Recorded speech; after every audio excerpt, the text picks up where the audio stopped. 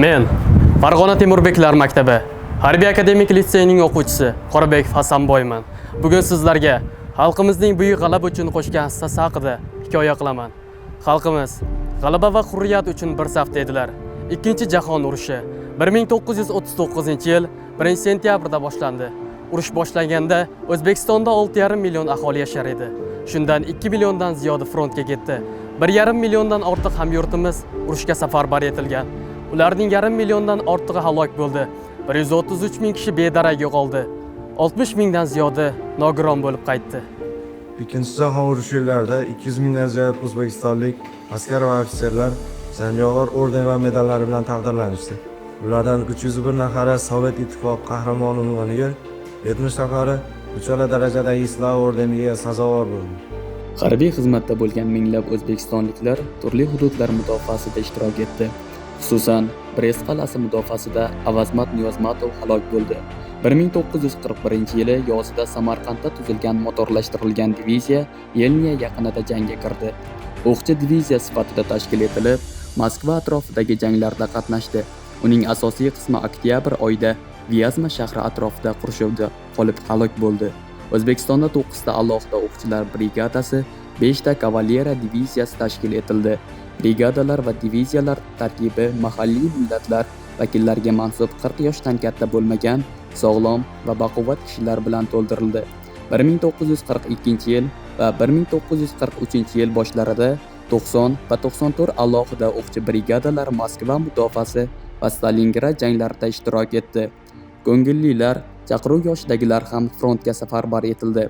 Aslida urush boshlangan vaqtda askarlar sonining keskin oshishi sharoitida kiyim va qurol yetishmasdi. Ular tayyorgarlik ko'rmasdan jang maydonlariga yuborilar edi. Bu esa urushda katta insoniy yo'qotishlarga sabab bo'ldi. Front ortidagi tadbirlar, harbiy o'quv mashg'ulotlari, Lend-Liz orqali olingan mudofaa mahsulotlari sharoitni o'nglab borishga imkon berdi. Moskva bo'sag'alarini himoya qilgan 316-o'qchi diviziya tarkibida Toshkent piyoda askarlar bilim yurtining kursantlari ham bor edi. O'zbekistonliklardan 1753 kishi Moskva mudofaasi uchun medali bilan taqdirlanishdi. Ular orasida Sobir Yunusov, Ikrom Jalilov va boshqalar bor edi. O'zbekistonlik jangchilar Leningrad, Kiyev, Odessa, Sevastopol va boshqa shaharlarni mudofaa qilishda ham mardlik namunalarini ko'rsatishdi. Jumladan 1941-yil 15-oktyabrda Xarkov viloyatidagi Trudolyubovka qishlog'i uchun jangda 47-o'qchi diviziya o'qchisi Qo'chqor Turdiyev dushmanga qarshi hujum uyushtirishda jasorat ko'rsatdi. 1942-yil 27-martda unga SSRning Oliy Soveti Prezidiumining farmoni bilan o'zbeklardan birinchi bo'lib Sovet Ittifoqi qahramoni unvoni berildi.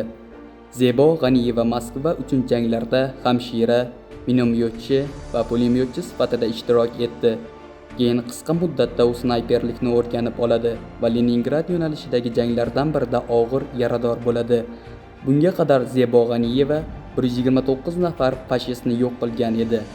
Stalingrad jangi 2-jahon urushida tub burilish yasadi. Kavkaz uchun janglarda Sobir Rahimov komandirligidagi 395-o'qchi diviziya o'zini ko'rsatdi va unga 1943-yilning 19-martida general-mayor unvoni berildi. Stalingrad janglarida Sobirjon Oxunjonov, Abdulla Ayubov kabi minglab o'zbekistonliklar ishtirok etishdi. Ular orasida Stalingraddagi Pavlov uyini himoya qilgan Kamol Turg'unov ham bor edi. Jami 2738 nafar o'zbekistonlik Stalingrad mudofaasi uchun medali bilan taqdirlandi. Kavkaz uchun janglarning yakuniy bosqichida Samir Abdullayev dushman zarbalari ostida 3000 ga yaqin minalarni zararsizlantirdi hamda ko'rsatgan jasorati uchun Sovet Ittifoqi qahramoni unvoniga sazovor bo'ldi.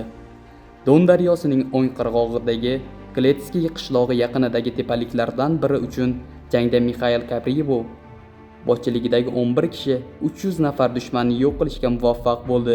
Bu joyga Sharqlik 11 qahramon tepaligi nomi berildi. Ulardan 8 nafari o'zbekistonlik edi. Kursk jangida Ahmadjon Shukurov, Valdemar Shalandin, Qayumjon Karimov kabi minglab o'zbekistonliklar qatnashdi. qutb burilish anti-Gitler koalitsiyasini mustahkamladi hamda Buyuk Britaniya va AQSh nihoyat o'z qo'shinlarini Fransiyaga kiritish orqali Yevropada ikkinchi frontni ochishga qaror qildi.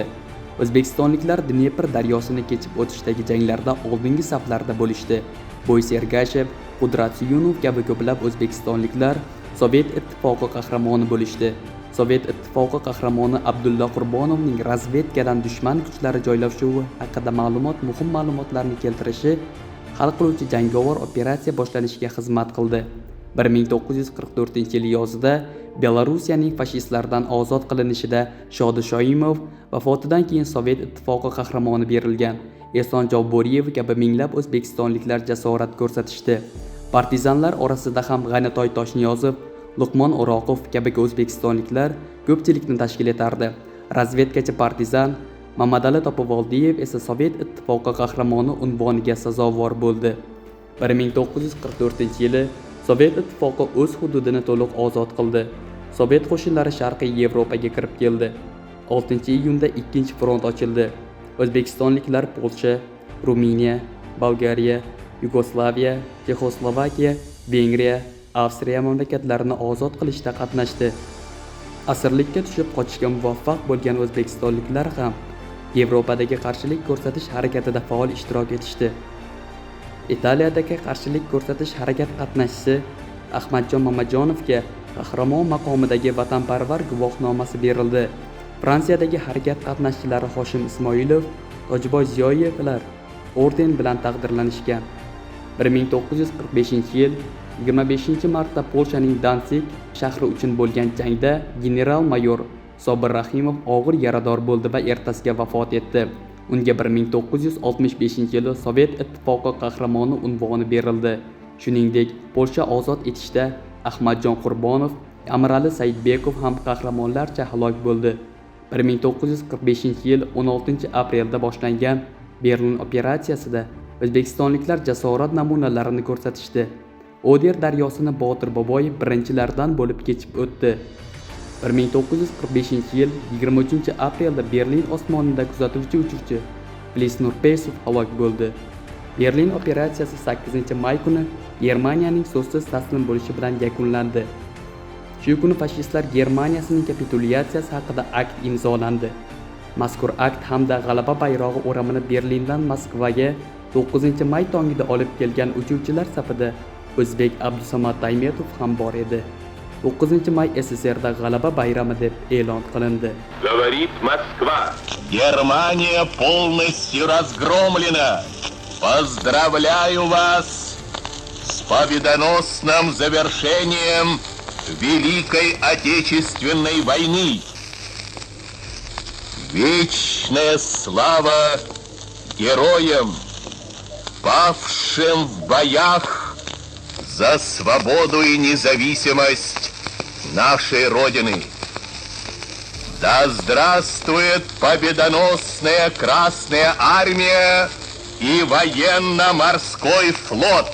Buyuk g'alabaning shonli 75 yilligida O'zbekiston xalqining fashizm ustidan qozonilgan g'alabaga qo'shgan hissasiga bag'ishlangan kitob-albom birinchi bor chop etildi. 2020-yili Shon-sharaf davlat muzeyi bo'lgan Ulug'vor G'alaba bog'i yodgorlik majmuasi bunyod etildi.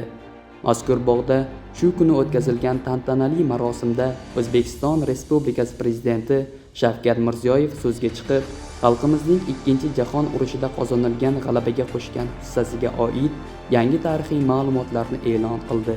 1995-yili urushdan qaytmagan yurtdoshlarimiz haqida ma'lumotlar aks etgan 34 jildlik xotira kitobi hamda urush yillaridagi O'zbekistonga bag'ishlangan umumlashma jild nashr qilindi.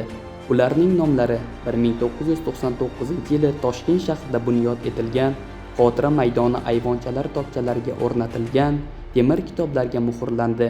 Qoraqalpog'iston Respublikasi, viloyatlar va tuman markazlarida ham xotira maydonlari barpo etildi. 1999-yildan boshlab G'alaba bayrami xotira va qadrlash kuni sifatida nishonlana boshlandi. O'zbekistonda urush yillarida xalqimiz ko'rsatgan jasorati va matonatini abadiylashtirish uchun 2017-yildan boshlab har yili urush qatnashchilariga bir martalik pul mukofoti berilishi yo'lga qo'yildi. O'zbekiston armiyasi millat sha'ni va g'ururi. Mustaqillik yillarida O'zbekiston qurolli kuchlari mamlakatimiz hududiy yaxlitligini himoya qiluvchi mard va sadoqatli o'g'lonlar maskaniga aylandi. So'nggi yillarda armiyada keng qamrovli islohotlar amalga oshirilmoqda. Bugun armiyamiz zamonaviy texnika va uskunalar bilan ta'minlanmoqda. Yangi o'quv dasturlari, poligonlar va tayyorgarlik markazlari tashkil etilmoqda. Bu esa harbiylarning jangovar salohiyatini yanada mustahkamlashga xizmat qilmoqda. Davlatimiz rahbari tashabbusi bilan harbiy xizmatchilar uchun ijtimoiy sharoitlar kengaytirildi. Ularning uy-joy, sog'liqni saqlash va ijtimoiy himoya masalalari davlat e'tiborida. Yurtimizda xalq va armiya bir tanu bir jon tamoyili hayotga tatbiq qilinmoqda. Bugungi kunda qurolli kuchlarimiz nafaqat mamlakatimiz mudofaasini, balki yosh avlodni vatanparvarlik ruhida tarbiyalashda ham yetakchi o'rinni egallab kelmoqda. O'zbekiston armiyasi bu xalqning kuchi, mustaqilligimizning ishonchli tayanchi va ertangi kunimizning kafolatidir. Biz bilamiz bu baxtli hayot ota-bobolarimizning mashaqqati va qurbonligi evaziga. Shuning uchun biz yoshlar ularning merosini davom ettiramiz. O'zbekiston Respublikasi Prezidenti, Qurolli Kuchlar Oliy bosh qo'mondoni bizga bildirgan ishonchni oqlaymiz. Vatanimizni sevamiz, himoya qilamiz va yanada obod qilamiz. O'zbekiston Respublikasiga sadoqat bilan xizmat qilamiz.